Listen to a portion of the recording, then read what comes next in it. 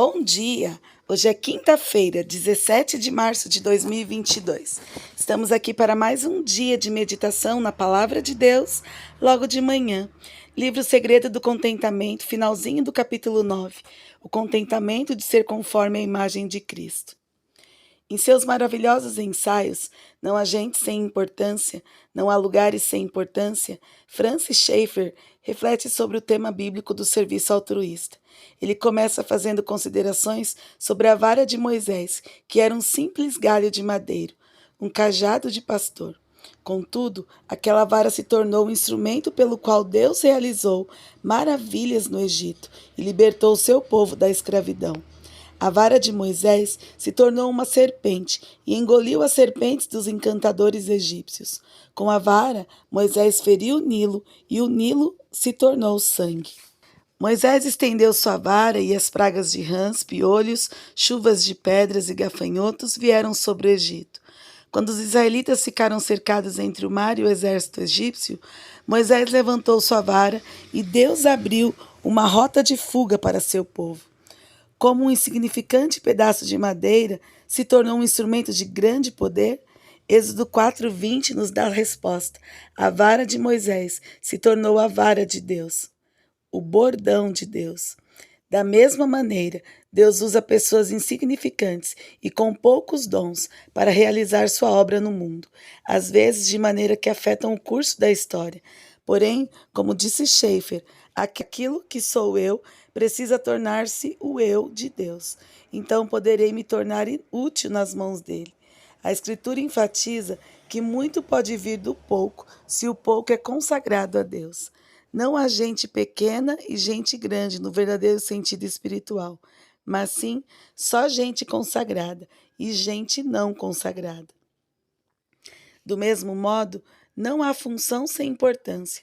Deus quer que estejamos totalmente comprometidos com Ele, na função em que Ele nos colocar. Nossa tendência é querer fazer grandes coisas em posições de destaque, mas esse é o desejo da carne, ou como Schaeffer afirma, o desejo do eu velho, não convertido, egoísta e centrado em mim. Frequentemente, somos tentados a dizer: eu quero uma função de importância, porque nela exercerei uma influência maior por Jesus Cristo. No entanto, tentar ocupar uma função de importância apresenta dois problemas. Primeiro, é na função mais baixa que conseguimos nos aquietar mais na presença de Deus. Como diz Schaeffer, quietude e paz perante Deus são mais importantes do que qualquer influência que uma posição pode parecer dar. Pois em nossos passos precisamos acompanhar o ritmo de Deus para ter o poder do Espírito Santo. Se assumindo o lugar maior, nossa quietude com Deus se perde, então até esse ponto nossa comunhão com Ele é quebrada e estamos vivendo na carne. E o resultado final não será tão grande, pois por mais importantes que o lugar maior pareça aos olhos de outros homens ou aos nossos próprios olhos. Segundo, o esforço para conquistar uma função melhor vai contra as descrições bíblicas de grandeza e de ministério. Jesus disse: quem quiser tornar-se grande entre vós, será esse o que vos sirva, e quem quiser ser o primeiro entre vós, será servo de todos. Marcos 10, 43 e 44. O maior no reino é aquele que serve, mas o serviço humilde em funções humildes costuma ser onde mais vemos Deus revelar seu poder. Nossa atitude deve ser a do servo humilde, que assume a função mais desprezível e serve dessa forma. Deus pode nos dar uma função melhor, conforme determinar, mas apenas quando estivermos prontos. O mais importante é sermos pessoas consagradas na função onde Deus nos colocar em todo momento. Contente-se com seus dons, contente-se com a função em que você serve. Use seus dons para a glória de Deus. Podemos resumir este capítulo dizendo que o caminho para a vida cristã e para alcançar o contentamento piedoso é morrer para si mesmo.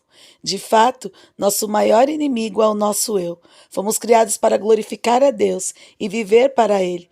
Porém, em nossa rebeldia, vivemos não para Deus, mas para nós mesmos. Jesus então veio para nos salvar do nosso eu. Como? precisamente entregando seu próprio eu. Ele não se apegou a seu próprio direito, não agarrou as prerrogativas da divindade, mas se esvaziou. De certa forma, Jesus morreu para o seu eu, para nos salvar do nosso eu, para que possamos morrer para nós mesmos. Seu ato de alta entrega nos salva do pecado de nossa rebelião egocêntrica. O entregar-se a si mesmo também se torna um exemplo para que morramos para nós mesmos e vivamos para Deus. Assim, o apóstolo Paulo pode dizer: logo, já não sou eu quem vive, mas Cristo vive em mim. E esse viver que agora tenho na carne, vivo pela fé no Filho de Deus que me amou e a si mesmo se entregou por mim. Gálatas 2:20. E mais, mas longe está de mim gloriar-me senão na cruz de nosso Senhor Jesus Cristo, pelo qual o mundo está crucificado para mim e eu para o mundo. Gálatas 6:14. Essa é a vida consagrada, vivida não para si mesmo, mas para Deus. Entretanto, essa é também a vida contente, morta para o eu, confirmada a imagem de Cristo, que se entregou por nós, livre para viver para Deus e para os outros. Essa é a vida de alegria, celebrada na carta aos Filipenses. Chegamos ao final do último capítulo do livro. E quantos ensinamentos até aqui, não é mesmo? Esse último é um ponto que nós precisamos rever a nossa vida numa totalidade. Não tem como a gente achar que nós estamos neste mundo sem alguma função.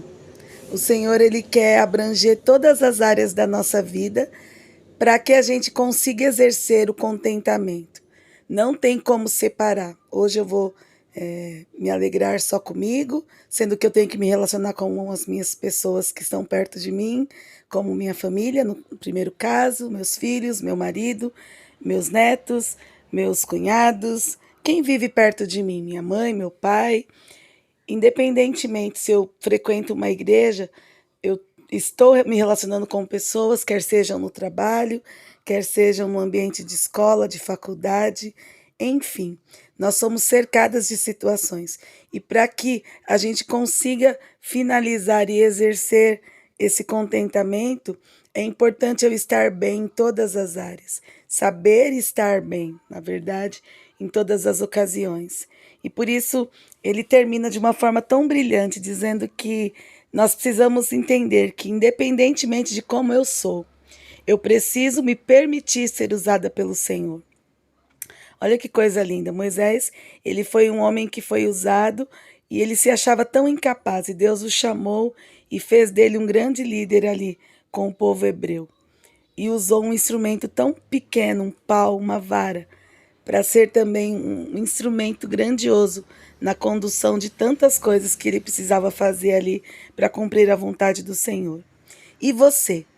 E a sua vida? O que você tem feito para que através de você outras pessoas sejam contempladas com essa graça, com essa misericórdia, outras pessoas sejam usadas por Deus?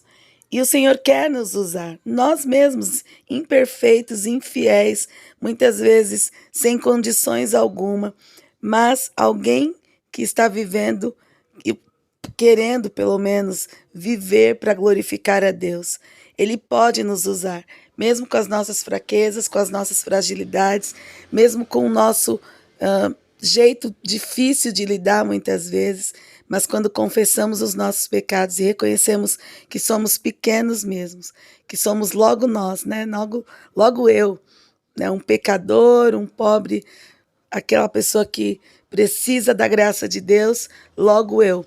O Senhor alcançou para que eu seja um instrumento na vida de outras pessoas.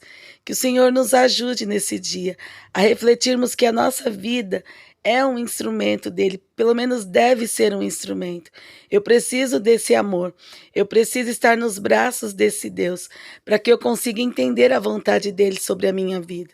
Quando eu estou sozinha, achando que eu consigo alguma coisa, achando que eu posso ser alguma coisa, eu não posso nada, se não for a ação desse Deus sobre mim, se não for Ele sendo o instrumento do próprio Deus, né? A ação do Espírito Santo de Deus na minha vida.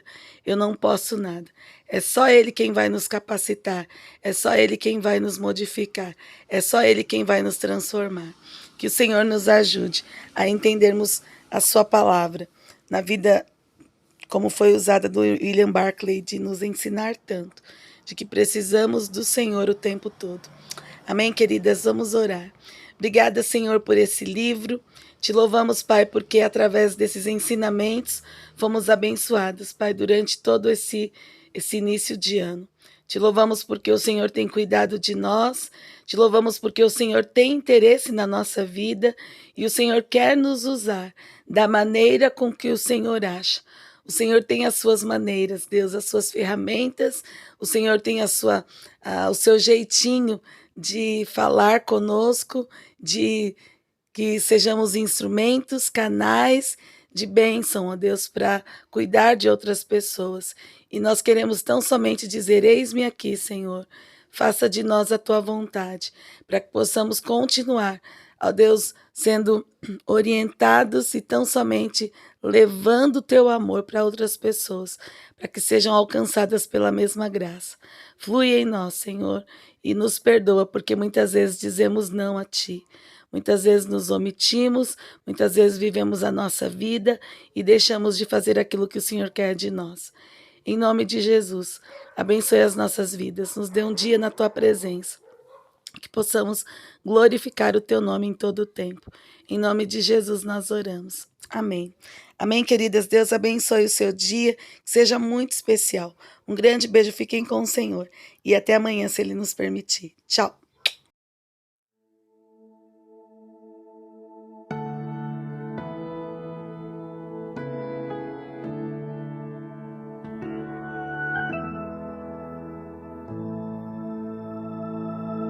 Graça sobre graça recebi, e da plenitude renasci. Quando atraído me encontrei no amor de Deus.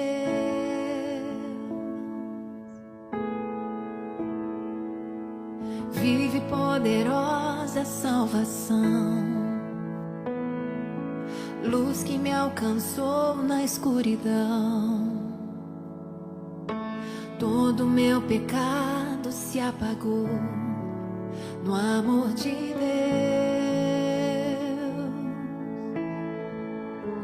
Logo eu, um pobre pecador, logo eu, tão fraco e tão devedor, logo eu, de graça recebi o amor de Deus. Logo eu, finito e carnal, logo eu, diante de um Deus imortal, logo eu, de graça recebi o amor de Deus.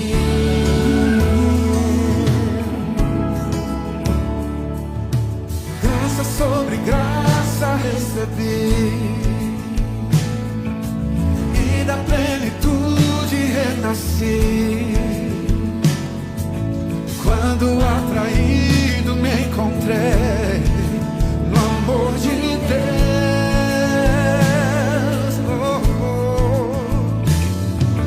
Viva e poderosa salvação, luz que me alcançou na escuridão. Todo meu pecado se apagou no amor de Deus.